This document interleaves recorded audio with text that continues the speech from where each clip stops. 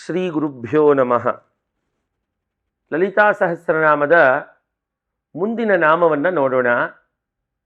ದೇವಕಾರ್ಯ ಸಮುದ್ಯತ ಅನ್ನುವಂತಹ ನಾಮ ಅದು. ದೇವತೆಗಳ ಕಾರ್ಯವನ್ನು ನಡೆಸಿಕೊಳ್ಳುವುದಕ್ಕಾಗಿ ಅಮ್ಮನವರು ಆವಿರ್ಭವಿಸುತ್ತಾಳೆ. ಅಂತಹ ಅಮ್ಮನವರಿಗೆ ನಮಸ್ಕಾರ ಅಂತ ನಾವು ಅರ್ಥೈಸ್ಬೋದು.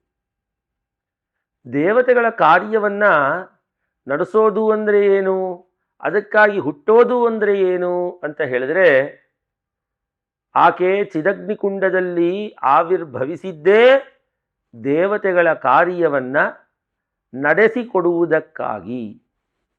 ಇದಕ್ಕೆ ದುರ್ಗಾ ಸಪ್ತಶತಿಯ ಶ್ಲೋಕಗಳೇ ಆಧಾರ. ಅದಕ್ಕೆ ಏನು ಎಲ್ಲಿ ಅಂತ ನೋಡಿದ್ರೆ ಒಂದು ಶ್ಲೋಕ ಬರುತ್ತೆ ಮೊದಲನೇ ಅಧ್ಯಾಯದಲ್ಲೇ. ಆಕೆ ದೇವಾನಾಂ ಕಾರ್ಯಸಿದ್ಧ್ಯರ್ಥಂ ಆವಿರ್ಭವತಿ ಸಾ ಯದಾ. ಯಾವಾಗ ದೇವತೆಗಳಿಗೆ ಕಾರ್ಯವು ಆಗಬೇಕಾಗತ್ತೋ ಹಾಗೆ ಅವಳು ಆವಿರ್ಭವತಿ, ಹುಟ್ಟುತ್ತಾಳೆ, ಆವಿರ್ಭವಿಸುತ್ತಾಳೆ. ಉತ್ಪನ್ನೇತಿ ತದಾ ಲೋಕೆ ಸಾ ನಿತ್ಯಾಪ್ಯಭಿಧೀಯತೆ. ಆಕೆಯು ನಿತ್ಯಳು ಅಂತ ಹೆಸರುವಾಸಿ ಆಗಿದ್ದರೂ ದೇವತೆಗಳಿಗಾಗಿ ಕಾಣಿಸ್ಕೊಳ್ತಾಳೆ ಭೂಲೋಕದಲ್ಲಿ ಅನ್ನುವಂತಹ ಒಂದು ಅರ್ಥ. ಇಲ್ಲಿ ದೇವತೆಗಳಿಗೆ ಒಂದು ವರವನ್ನು ಕೊಟ್ಟಿದ್ದಾಳೆ ಅಮ್ಮನವರು.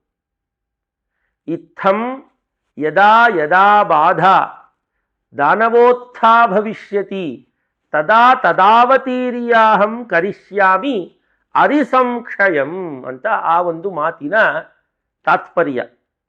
ಅಮ್ಮನವರ ಮಾತು ಇದು.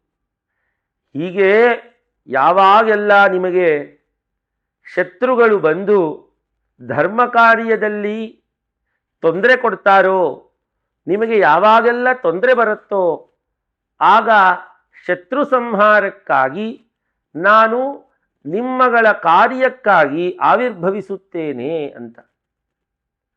ಹೀಗಾಗಿ ಅಮ್ಮನವರು ಶಿಷ್ಟ ಜನರ ರಕ್ಷಣೆಗಾಗಿ, ದುಷ್ಟ ಜನರ ಶಿಕ್ಷೆಗಾಗಿ ಆಗಿಂದಾಗ್ಗೆ ಆವಿರ್ಭವಿಸ್ತಾಳಂತೆ.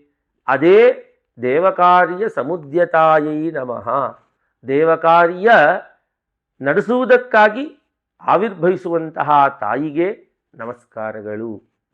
ಪ್ರಿಯ ಬಂಧುಗಳೇ, ಈ ನಾಮವನ್ನು ಅನುಸಂಧಾನ ಮಾಡ್ತಾ ಶಿಷ್ಟ ಜನರ ರಕ್ಷಣೆಯನ್ನು ಮಾಡುವಂತಹ ಅಮ್ಮನವರನ್ನು ನಾವು ಲಲಿತಾ ಸಹಸ್ರನಾಮವನ್ನು ಕಲಿಯುವ ಮುಖಾಂತರ, ಹಾಗೆ ಸುರಭಾರತಿಯು ಹಮ್ಮಿಕೊಂಡಿರುವಂತಹ ಆ ಲಲಿತಾ ಸಹಸ್ರನಾಮ ಪಾರಾಯಣ ಮಹಾಭಿಯಾನದ ಅಂಗವಾಗಿ ಅರ್ಥಗಳನ್ನು ತಿಳ್ಕೊಂಡು ನಾಮಗಳನ್ನು ಉಚ್ಚರಿಸುತ್ತಾ ಅಭ್ಯಾಸ ಮಾಡೋಣ.